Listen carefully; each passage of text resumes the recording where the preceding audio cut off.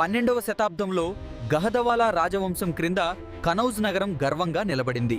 దీనిని రాజు జైచంద్ పాలించారు. విజయచంద్ర మహారాజు కుమారుడు జైచంద్ క్రీస్తు పూర్వం 1170 నుండి 1194 వరకు పాలించాడు. కనౌజ్ యొక్క పురాతన వైభవాన్ని పునరుద్ధరించాలని నిశ్చయించుకున్నాడు. పశ్చిమాన ఢిల్లీకి చెందిన పృథ్వీరాజ్ చౌహాన్ పాలించాడు. ఇద్దరు శక్తివంతమైన రాజులు, ఒక భయంకరమైన పోటీ. రాజా జైచంద్ తన కుమార్తె సంయుక్త కోసం ఒక పెద్ద స్వయంవరాన్ని ఏర్పాటు చేశాడు.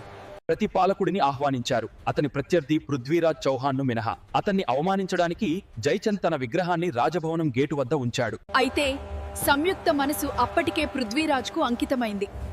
జన సమూహాన్ని పట్టించుకోకుండా ఆమె అతని విగ్రహం చుట్టూ దండను వేసి తన ఎంపికను ప్రకటించింది.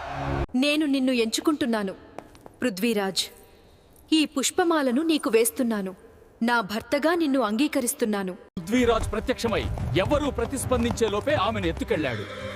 జైచంద్ అహంకారం ద్వేషంగా మారింది. ఆ వైరం తరువాత రాజపుత్రుల ఐక్యతను బలహీనపరిచి విదేశీ ఆక్రమణదారులు విజయం సాధించడానికి సహాయపడింది.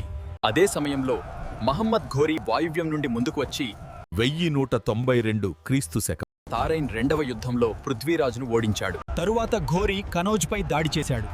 1194 CEలోని చందావర్ యుద్ధంలో జైచంద్ అతన్ని ధైర్యంగా ఎదుర్కొన్నాడు. భీకర ప్రతిఘటన ఉన్నప్పటికీ జైచంద్ యుద్ధంలో మరణించాడు. గహదవాల శక్తి కూలిపోయింది మరియు కనౌజ్ పడిపోయింది. అతని పతనం ఢిల్లీ సుల్తానేట్కు మార్గం సుగమం చేసింది.